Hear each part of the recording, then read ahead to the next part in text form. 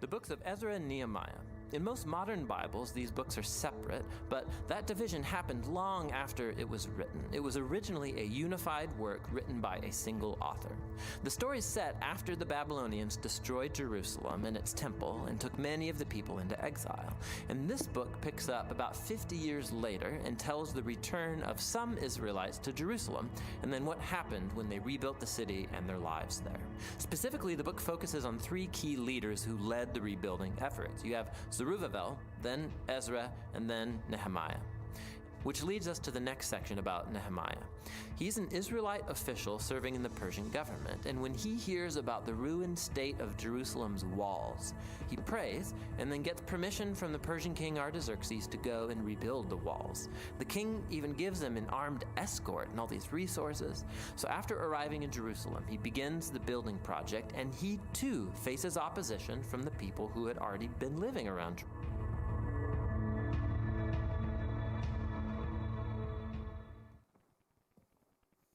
I'm sure you're all wishing that the Bible Project was here this morning. Amazing what you can do in 7 minutes, I can tell you. Yeah, well, and I can't do anything in 7 minutes. I'm French, so anything takes an hour. That's the minimum. I think, thank you, Sarah, for trying to raise the level of expectation in the room this morning. It was kind of hard work, so I just decided as a trustee I can make some executive decision. If you don't wake up every week, we're going to drop 1 degree until we reach that 17 degrees, and then people are really awake and started to tell if they like it or not. Actually, there's a video that I watched a couple of weeks ago on a professor who was telling us how to do presentation and how to speak to people. And I thought, all these ones, they're always a bit funny, but because he was a renowned man, I just listened to it, and I carried on listening to it.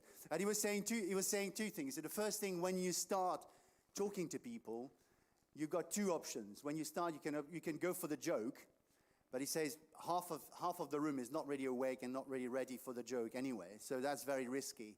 Or you can just have a contract with them. And you're saying, when you start your presentation, you say, what are you going to tell them about, what they're going to hear about, and what they're going to learn after the presentation. So there's some kind of contract about, if you listen to me, this is what you will get in the end. And I just couldn't find these things. It was just too busy, too difficult, whatever. And during worship, I just got it. It's just absolutely amazing. So here's the contract for this morning. We're going to talk about Nehemiah, and I'm going to be able to, for you, place it in time. I'm going to be able to place it in space, like physical space, and I'm going to be able to place it in eternity. It's not coming from me. God gave it to me, but I think I was chuffed with that. At least there's, one person is happy with that. So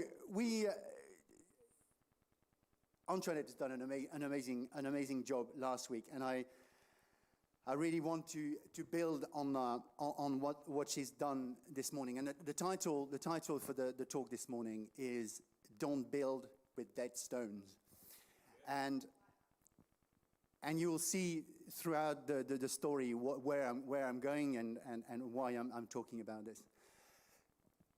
But now that I've got my 3 points, the first point that I really need to start with, and this is the dangerous bit. This is where Nikki comes to me and said, "You sure about this one? Are you sure people are ready for this?"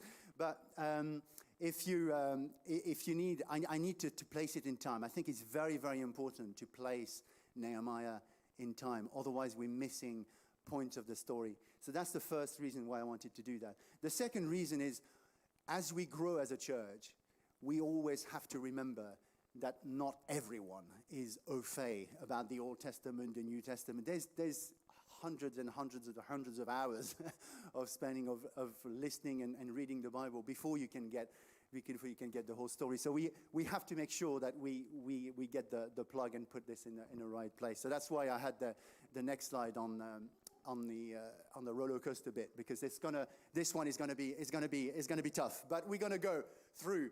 Usually I talk about background. We're gonna go through the entire Bible. Do you know where am I? Yeah, in 5 minutes. So next slide. The point is not the individual names on that line, but what I want you to look at is the bold line in the middle of that slide. So on that side we've got Genesis. So God created the world and created mankind. So he created the temple, and instead of putting himself into that temple, he put his creation into the temple. So in that temple, we are the image of God, and we are living in that temple. After that, straight after that, it's usually the case, things are going quite badly. So we've got the whole story about the promises of God, the people of God ending up in Egypt, and in Egypt being saved for their slave in Egypt. They are actually, God take them out of Egypt into the promised land. So God has given them a promised land. So the thing is, we've already got everything. We spoiled everything. And then we've got that second chance. God said, well, I'm going to give you that promised land. I'm going to give you that way. And I'm going to give you the possibility of recreating a temple. You've got David that comes along. He re-grabbed the tabernacle, the area where the worship is happening. He conquered Jerusalem. He comes from the east gate. Remember, because you're going to be an expert on gates very soon, so I'll just remember this one. East gate, come from the east gate, the same gate that Jesus took on Palm Sunday. You know, gates are important. What was it? Psalm this morning? Psalm? Get it? Psalm 100. Psalm 100. So it's all about gates this morning. So David comes to Jerusalem. He conquered Jerusalem. So he put the tabernacle in Jerusalem and said to God, I'm going to build a temple. God says, no, this is not your job. This is the next generation job. And although this line is quite flat, I would have quite liked it to go up. You know, that we started quite high. We go down, and then we started to climb up. We started having a temple. We started having Jerusalem, a place, priests, kings, priests. We started to have everything in place. And then guess what happened next? They get split. So Israel, the people of God split themselves up. One branch called Israel on the south sort of end up going nowhere. And then you've got Judah at the bottom, starting to carrying on the history. Then you're pushing a little bit more, and then you're having the people of God who still misbehave, still not taking the land properly and taking the gift of God properly. The promised land is not respected. The promised land, the Sabbath is not respected. The word is not respected. The worship is not respected. So God is about to do the ultimate punishment for them. He's going to take them away from the promised land. So you've got loads of warning from Jeremiah. This is where Jeremiah starts. You've got Daniel, who's the first part of the exile, getting out of Jerusalem. The promised land is no longer them. They are in exile. And right at the end, so where we started to come, just to come up here, we are in Ezra and Nehemiah. Because the problem with the Old Testament is, I don't know who sorted out the Old Testament. I mean, it's some kind of OCD with one kind of, I don't know. You know, it's the kind of guys who sort out books by color instead of, you know, it just doesn't make sense to me. So if someone can explain it. So I just wanted that chronological order so we can actually place everything in place. But we are in Nehemiah, and you've got all that story behind you. The story of the promises, the story of the land that's been violated, God taking them out of the exile, and then giving them a chance to, let's go again. Let's go back and rebuild. So this is where we are. We're almost like, we are at the end of the Old Testament. It's almost like your last chance. Let's have another go, right? So this is why that story and where it locates is so important. And if you go to the next slide. And the book of Ezra and Nehemiah is built, there's 3 parts, and they all follow the same construction. And the same construction are around return, rebuild, and renew. Renew, reform, that kind of idea. So Zerubbabel is the first one, and he goes back into the promised land that has been deserted for 70 years. You know, the promise that, the prophecy that Jeremiah gave, that land would be bare for 70 years, and now they're allowed to coming back. So Zerubbabel is building the temple, and the first thing they do is they have a place where they can once again make sacrifice to God, and have a temple. And the idea of a temple is, you have to stop a couple of seconds on the temple, because for us, we can be a Christian anywhere. So we sort of lost that kind of connection with the temple. But if you very briefly see the temple as a place, and the only place where heaven and earth can meet together. So this is a place where God can physically dwell.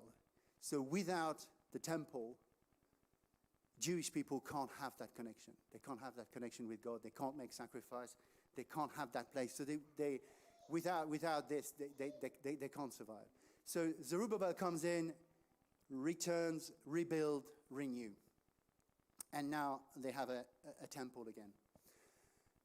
Ezra does a similar things, but now they got the temple, he's bringing the word in. So he's really pushing on the Torah, reteaching the Jews about the Torah, and making sure they follow the Torah and follow the word of God.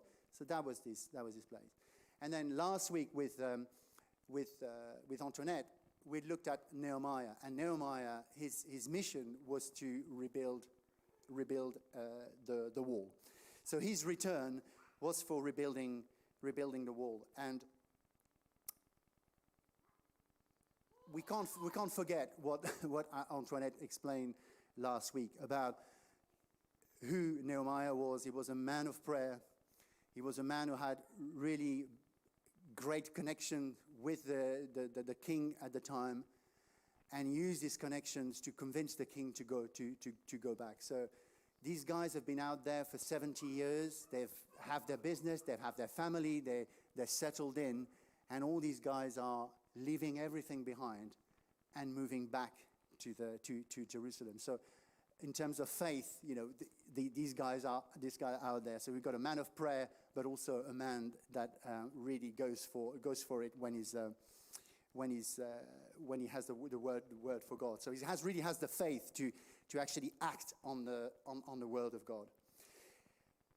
And now in Nehemiah, we're going to look at the ways the rebuilding is happening. The kind of technique that he uses to motivate the people to actually rebuild the wall. And actually, I think that's part of the dangerous bit of Nehemiah, and that's the reason why I wanted to talk a little bit about the background, because you can take off this particular passage and make it some kind of management MBA course on product planning and on product management and things like that, because they are really techniques on how to approach a problem. But if you take that out of the context, then you end up with just a bunch of techniques that are just good for the sake of the techniques, but you're missing that point. So we're looking this morning at Nehemiah 3, but at the end of 2, it's also quite important to see how the sort of stuff that he's done to prepare before the build. And when he arrives in Jerusalem, he sort of keeps what he's doing undercover. So he goes during the night and inspect the wall and really spend some time and do his homework to know exactly the state of the wall, the amount of work that is needed. He does his homework for that, and he does it really well. So when he breaks the news, he's doing this with confidence. He's doing this with a real knowledge of what needs to happen, and therefore gets quite a lot of credibility for it. So we're going to look at Nehemiah 2 to see exactly what happened when he does the announcement. And keep in mind that Nehemiah is rebuilding a wall, but throughout the message, we've been challenged by Antoinette to pray about what God is asking us to rebuild. This is how she finished it, to say, pray to God and ask Him, what are you rebuilding? So when are we going through these stages and these techniques, or when we analyze what Nehemiah has done, keep at the back of your mind that this kind of, what am I rebuilding, and how I could rebuild, and how I could use this to rebuild, whether it is relationship, whether it is marriage, whether it is a family, where it is a physical building, where it is a church plant, where it is a relaunch of a new church. These techniques are all very good and very powerful. So let's have a look at Nehemiah 2.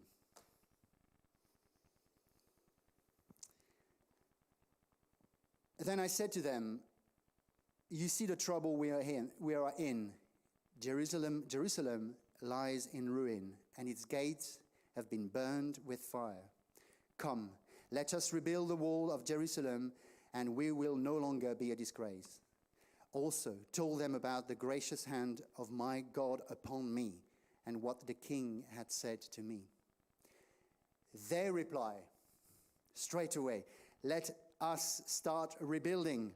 So they began this good work. It's amazing to know the preparation he's got, and also to say, this is the credibility I have. I have God on my side, and I have the king on my side as well. And having strong foundations about why you're doing things is so important, because you can guess what is going to happen next when you start building something, or when you want to build something. The first thing is going to come to you is attacks. You're going to be attacked by it. You're going to have people who are going to tell you and explain to you and put a huge amount of energy to tell you that what you're doing is wrong, what you're doing is not the right way around, or you will have a lot of resistance and everything. So you have to have the faith. You have to have the knowledge and the understanding of what you are actually doing. So when you are shaken, when you are challenged, you could go back to the promise that God has made on your life, and you can go back onto the promise, onto that promise, and never let that go. Otherwise, depending on the wind, you could easily be influenced by other people.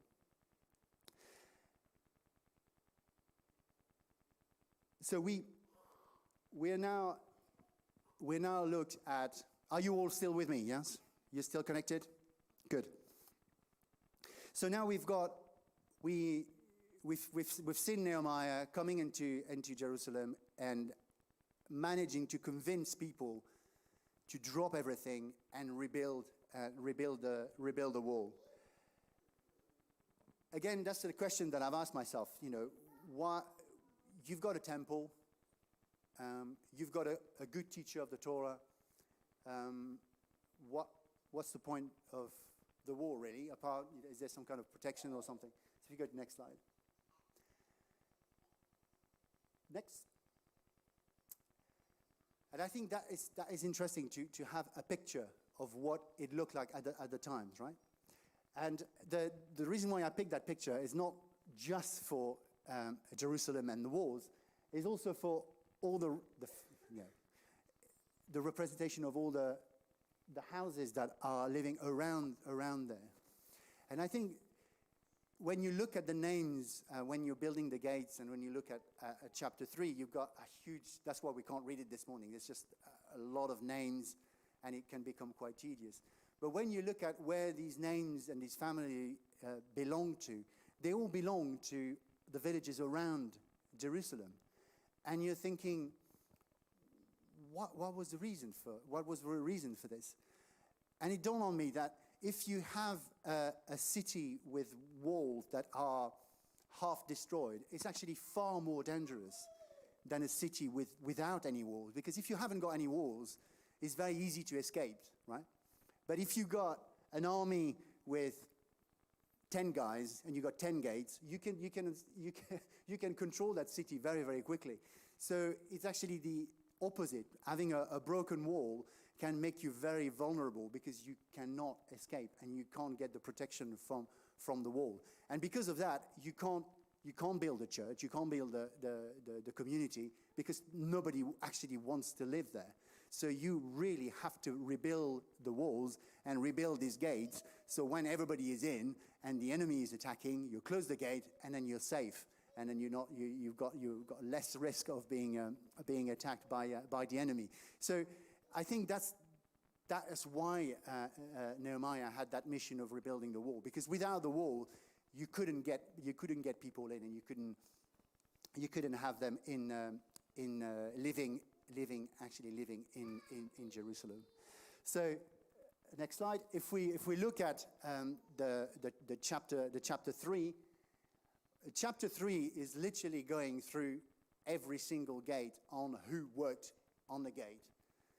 And at this point, when I ended up with chapter 3, I said to Nikki, I said, would you mind just having a look at Nehemiah and chapter 3 and tell me what you think? And she said to me, I said, oh, chapter 3, loads of names, you're going to have fun. That's the extent of the compassion that I got from Nikki on that one. And it is, what do you do with a list of names and a list of gates? What can I do? And as I was sharing this with you this morning, it's amazing when you do unfortunately, it's only when you do the preach, but when you have to dig into the word, in order to understand why it is there. And you know that from what the Bible says, because it's in the Bible, it's relevant. So it's relevant because the name of the people who dedicated their life to rebuild this is in the Bible, and that in itself is an amazing achievement, is an amazing recognition for the work they've done. But there is something else. And that something else, if you go to the next slide, is that for every gate, you see some characteristics of the people who worked on these different gates, and then you can extract some information for what you're actually building. It's almost like 10 steps of what you do when you want to build something, when you want something physical or something relational. And I was blown away by this because it's just very discreetly put in the text. But it is there, and it is fascinating. So if you go with me on Nehemiah chapter 3, you'll see the builders of the wall. And the first gate, if you go back again on the gates, you'll see that they start on a sheep gate at the north. So sheep gate is north, and they're going to do west and east. So they're going to go anti-clockwise around the gates. But they start on the sheep gate. So as the name sheep gate, there's nothing ultra spiritual that could give there. Is literally where the meat was coming in. So literally where for a very, very long time, all the shepherds were bringing the meat through that gate. So the name on the tin means the sheep gate. There's nothing there. But what is interesting is that they started from the north. And if you remember the picture of Jerusalem, the north is the weakest point there, because all the other side, they've got rivers, they've got high hills. So the reason they started with north is because this is the vulnerable point. So when you start building something, when you start thinking about building something, always that in mind. You start with what is the most vulnerable point in the plan, and then you move your way around. And I think there's something very significant about when you start something very significant about the first step. The first step seems to be so important, that you are not only picking up the most vulnerable place, but you're also putting your best people on that job. And the best people is not in terms of the skills or the best builders or so on, but the people who has authority. And what you see in here is that you've got the high priests. The high priests. Imagine giving a hammer to ant to build a wall. That's something, that's a miracle. But the thing is, having the high priest on the wall, building the wall and showing the way, has a huge implication on everybody else, right? You want that CEO, you want that high priest, you want that big manager not to be sitting at his desk looking at the Excel spreadsheet saying, "You're a week late, mate." You want that guy to say, "You're a week late, but this is what I'm putting in place to help you to get there," right? You want the guy who is at the top, the guy who's respected, the guy who's got the authority to be in there with the people building. And I think that's mainly the point that I could get out of the sheep gate, is you start with your weakest point, but you're also putting the people in power. Your people, putting the leadership on your first step, and that is a very important one. And then you've got the fish gate, and could anyone guess what's coming through the fish gate? From the Sea of Galilee, you've got the fish gate. So again, nothing really significant about the name apart from the fact that Jewish people eat fish. But in that particular gate, you have, let's have a look, the fish gate. They rebuild the sun, and they set it out, and then they have, who are they? The Tekoites. They have the Tekoites on that fish gate, and it is quite interesting. There's a little word that says, the noble from that tribe. You know the little villages that I talked about around Jerusalem. The noble from that tribe said that they will not join. And it's quite interesting, right? So the leadership of that tribe decided that this was not worth doing, and they should not get involved with it. So the point that I get out of it is, when we start to build something, not everyone will be part of it. There will be people who will just simply decide not to join. And then there's nothing we can do about this. But if you push that a little bit further and you see the success of Nehemiah, because we know the story and we know the success of that, it's such a success. I don't know if you ever had builders in your house, but they managed to do all this in 52 days. I mean, this is almost a miracle, right? Because I've never seen any builders doing anything in 52 days. I'm hoping that my favorite builder doesn't listen to the preach, but this is it. We know there was a success, and you can imagine that the noble, having taken that decision and coming back when they all make that big party in the end, when they see the wall finished, they lose their credibility. And how can they keep their status when they just completely miss the point? That's an interesting one. So not everyone will be involved, but the one who will not be involved might miss out on a very big claim. And then we move on to the Old Valley, where everyone. The Old Valley is a bit different this time. I've titled it everyone should, or everyone can be involved. And I don't know about you, but when you want to build this humongous architecture works, right? You're talking about very large stone, very large walls, 100 meters high, and so on. You want chunky builders on this job. The last thing you want on this job, and I was thinking about, is I can't think of any worse example than I have guys doing jewelry and perfume on the walls, right? These are not the guys you want on your team, and yet, this is quite funny. It's not funny. This is quite interesting.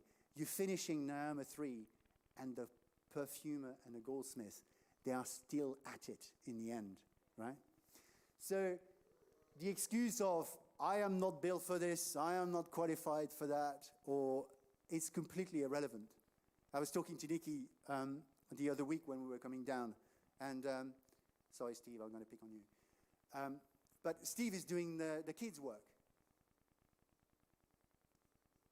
Steve has got the same background as me. We've been studying electronics. What kind of, but for the kids, knowing that Steve is there is a kind of proof in itself that the church cares about the youth, right? So we never know. We never know what are the implications of this. But even if you don't feel qualified, he's got no qualifications like Chelsea has on looking at young or early stage kids. But he's there and he's teaching the kids, and I think that is so important. So the thing about that particular gate is that don't rule out people because they haven't got supposedly the right qualification. If your heart is in it and you want to be in there, the goldsmith and the perfumers who's never seen the sun, who had beautiful manicure hands, are still at the end of the story building the wall and picking up the slack.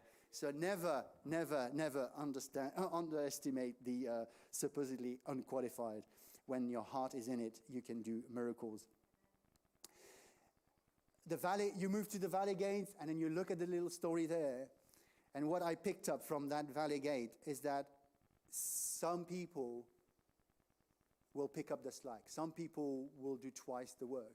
And the Tekoites, where the nobles said no, they're reappearing again on that gate, and it looks like, hang on a minute, there was like a paragraph before. What are they doing here as well?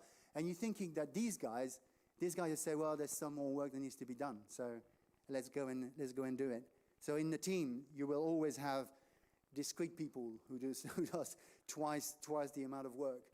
And if you are that person who, you know it.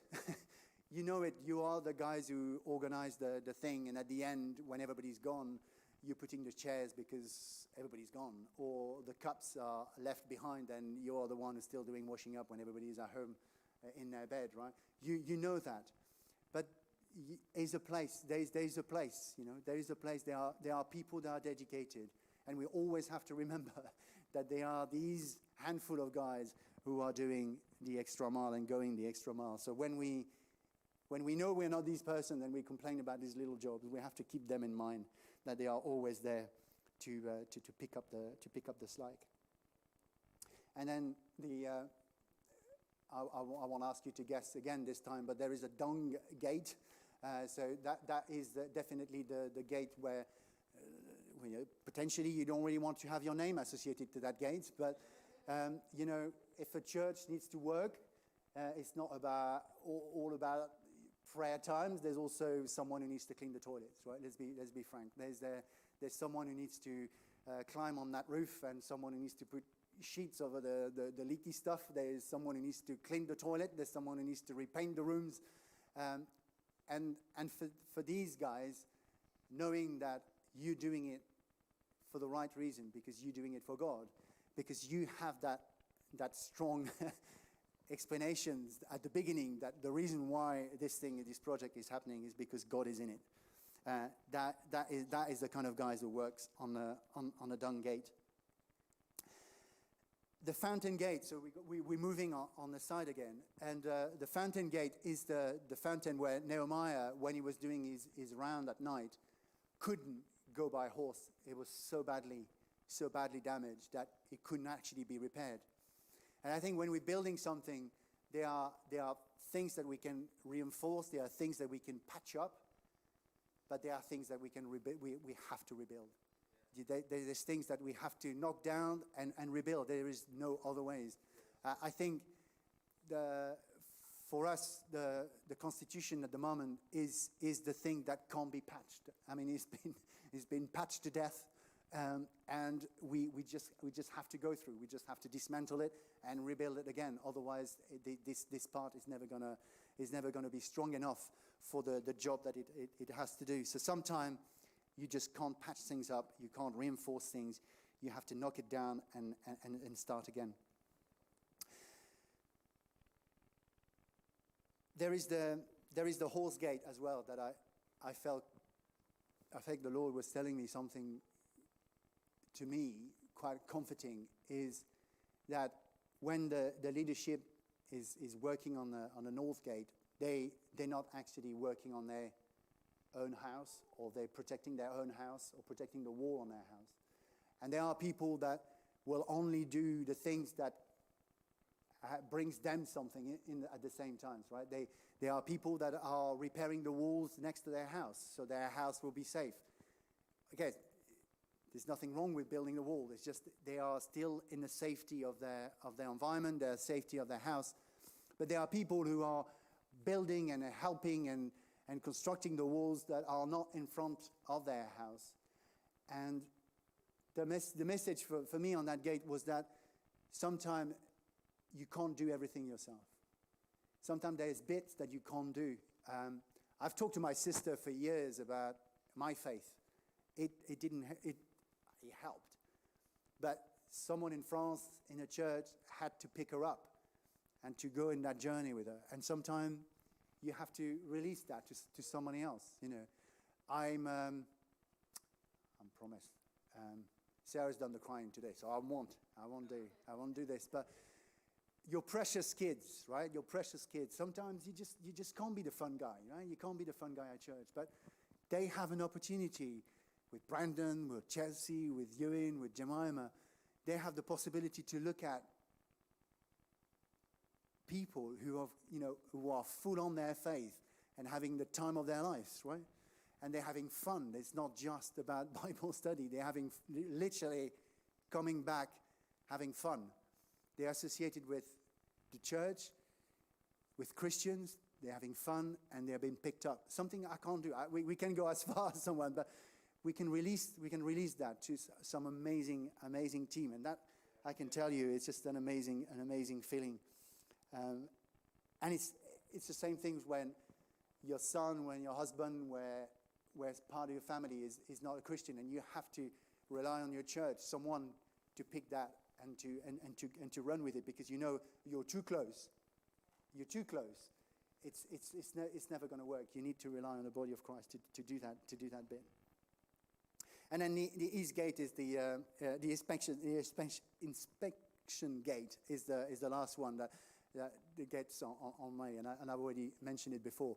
Is that on the last gate, you are still finding some of the guys that worked on some of the other gates. And my goldsmiths and perfumers, they are still at it. They are still there until the end, until the job is finished. So I know it's a dry subject, and we're talking a lot about gates, but it is amazing when you dig into the story, what you can get on building a team and making sure you've got the best chances to do what God is asking you to do. So there's something very, very technical about this, but something I think quite profound. And the problem with Nehemiah is here. We could stop here and say, if you want to be successful, I can send you home, and you would say, yeah, be happy. But no, I won't send you home yet. We could stop here and say, now I am giving you all the tools to be successful at building a team. What you need to do is you need to be faithful to God, you need to be a prayerful man, and you need to prepare the work before you go for it, and you need to be organized, and you need to know all the things that could go wrong, the opposition, and if you do all this, you'll have a success wall, and everything will be fine. And yes, the wall was perfect. Yes, you carry on the story. Yes, the wall was great. But was it enough? Was it enough? I could do everything right from the beginning to the end of the construction of the wall. And I think Nehemiah just ticked pretty much all the boxes, right? He had the faith to give up everything. He followed God. He built the wall, and he went all the way. You could say, well done, good and faithful servant. But if you stop here, I think we're really missing the point, because that is just not enough. That is just not enough. Sometimes you can do all the right thing, and it's still not enough. And that is bonkers. Why men of that faith, so organized, so amazingly skilled at working with people, is still Israel will go back to defiling the temple, defiling Sabbath, still doing the wrong marriages, loaning money to one another, defining the wall, defining the gates, straight after having rebuilt it. And you're thinking, what is that story about? If I stopped 2 minutes ago, you could have said, we know how to be successful at building stuff. And then you just finished the story, and then you realize, well, what was the point of that? What was the point of that? The point of it is that you can't build with dead stones. You can't build with dead stones.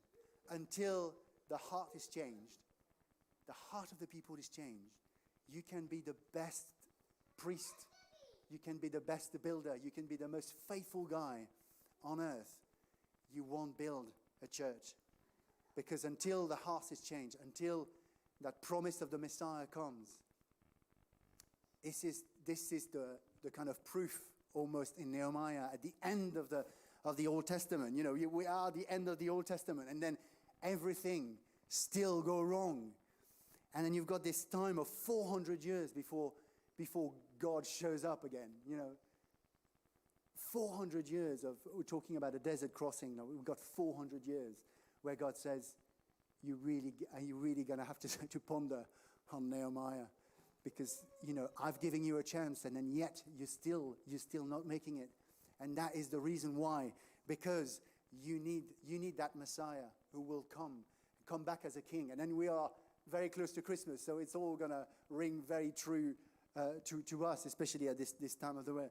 But we are waiting for that king who will come and build that kingdom and build that church not on dead stone, but on living stone. And I think everything in the story is crying out for that solution. Everything. It's almost like we've tried everything else, right?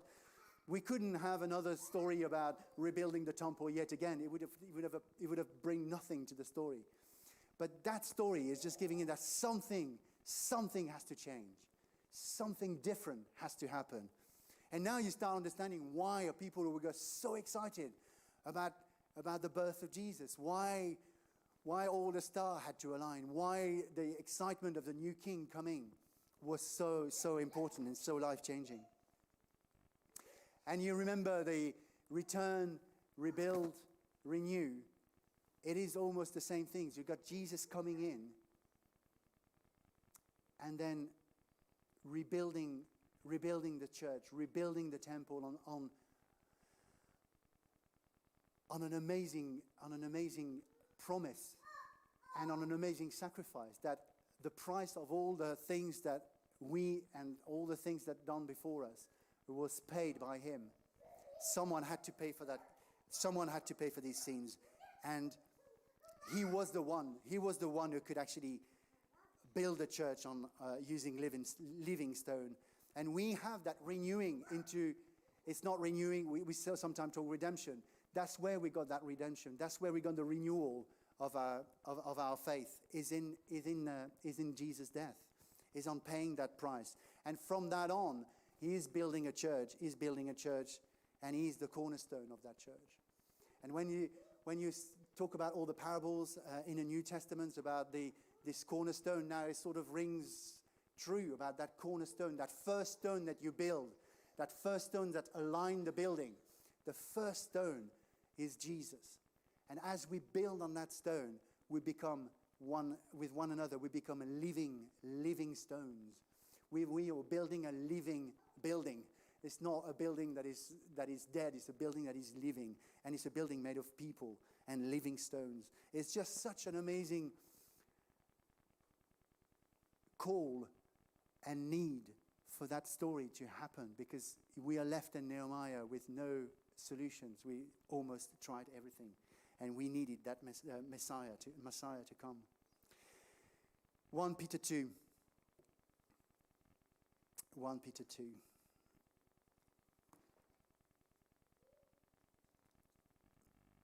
got it. As you come to him, the living stone, rejected by human, but chosen by God, and precious to him, you also, like living stones, are being built into a spiritual house, to be a holy priesthood, offering spiritual sacrifice acceptable to God through Jesus Christ. For in Scripture it says, "See, I lay a stone in Zion." Zion's Jerusalem. "See, I lay a stone in Jerusalem, a chosen and precious cornerstone, the stones that will align that beautiful church, that beautiful bride that is building. And the one who trusts in him will never be put to shame." There is no need for another building. There is no need for any other dead stone to be used to build the temple of God, to build that place where God can dwell. Through Jesus, we can be in that place. We can say, "May your kingdom come, may your will be done." He is the temple. He is our new temple. He is the place where we can come to him and be connected to God. What an amazing good news.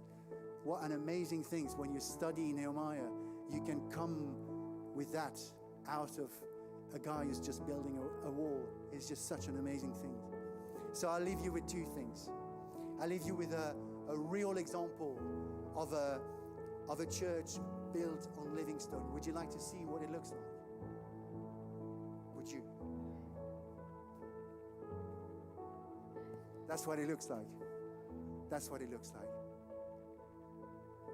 That's what we want. Special picture for many, many reasons. And one of these reasons is that they are not all built on top of a living stone. So there's still guys in there. There's still guys in there who needs to join that building. And that is an exciting place. So this is the church we want to build. This is the church I believe God wants to build. And he's building the church. And we can't stop him from building it. We can stop him from building the church. Because if we're not engaged, if we're not participating, if we don't want to be in there, he's not going to force you to build that church. We need to join him. He's building the church. Yes, absolutely. He's the one who's building the church. But we can be the one who stops from that building from happening.